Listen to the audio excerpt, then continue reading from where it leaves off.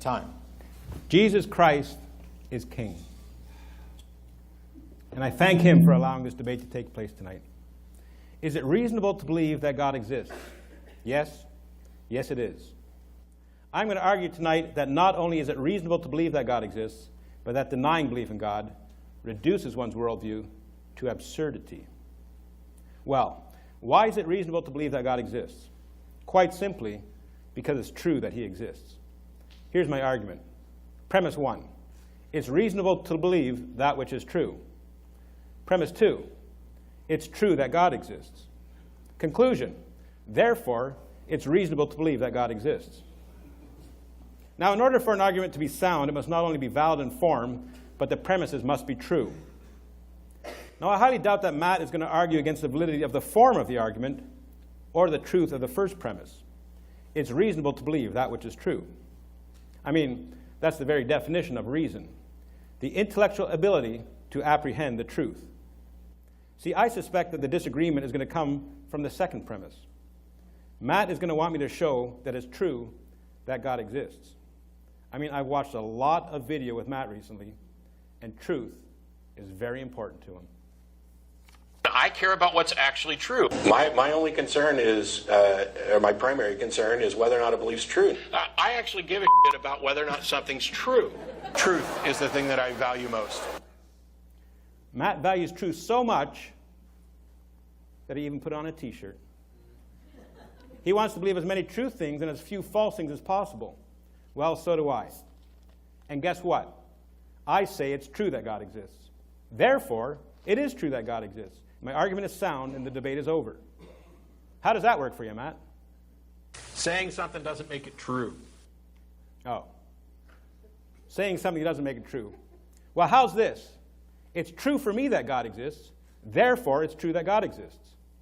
I'm talking about the idea that something could be true because it's true for you. That's the thing that I'm actually rejecting. Just because it's true for me doesn't mean it's true. Oh, well, I strongly feel it's true that God exists, therefore God exists. Just because you feel it strongly doesn't mean that it's true. Not feelings either.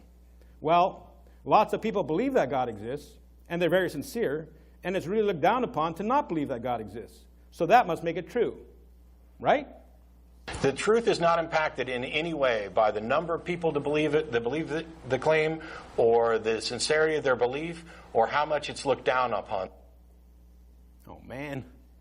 Not because I said it, not because it's true for me, not because I feel it, not because others believe it, not because the belief is sincere, or because its denial is frowned upon. Come on. Help me out here, Matt. When we're talking about truth, and the fact that truth has to exist independent of our knowledge of it, yes, that's true.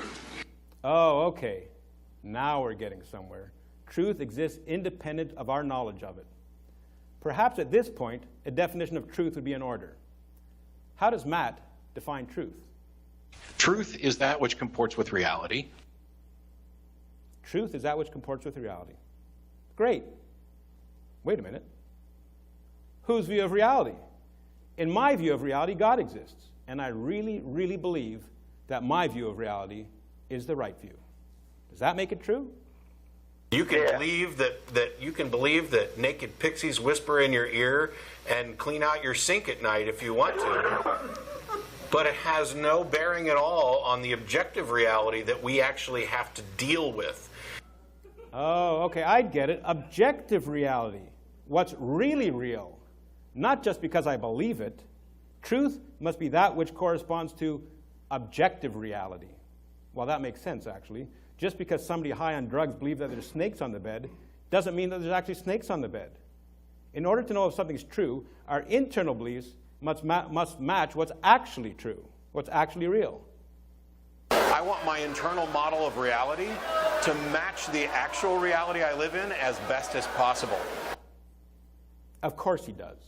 It has to match actual, objective, ultimate reality to be true. Matt cares about truth, so he must care about ultimate reality. Right? I don't care whether this is the ultimate reality.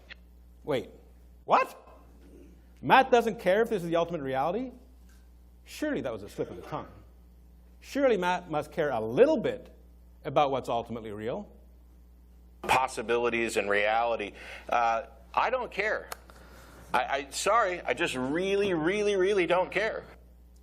He really, really, really doesn't care. Now, folks, that's a problem. Truth is that which is ultimately real, and Matt doesn't care what's ultimately real. Why is that? Why doesn't Matt care what's ultimately real? My position is that, yes, we cannot distinguish whether or not, I can't distinguish whether the reality I experience is an ultimate reality. I could be in a matrix or a brain in a vat or pick any thought experiment you want. Matt doesn't care what's ultimately real because he can't know what's ultimately real. You heard it. He could be a brain in a vat. According to Matt's worldview, he can only know that which is in his own brain. See, I'd even argue that point. But surely that would be absurd. I mean, isn't that solipsism? Solipsism. A theory in philosophy that your own existence is the only thing that is real or that can be known. Well, that's nuts, right? I mean, anybody who claims to be a solipsist deserves to be mocked, right? And because I'm a solipsist, because I'm in certain... You're a solipsist? I'm trapped like most people. Mocked, and hung up on. Good job, Matt. I mean, that's crazy. I mean, if that were the case, not only could you not know ultimate reality, you'd have no basis for trusting the reality that you think you're experiencing. I mean, you might think that you're in a room with blue walls when you're a brain in a vat in a room with orange walls.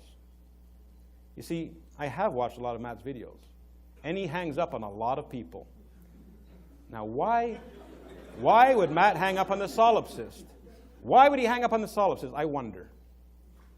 We cannot ever solve the problem of hard solipsism, pretending that I'm claiming to be able to defeat hard solipsism. I have no solution to that. Matt has no solution for solipsism. In fact, according to Matt's worldview, he must be a solipsist. But rather than admit it, he mocks somebody claiming solipsism. Of course, Matt would never admit to being a solipsist. Or would he?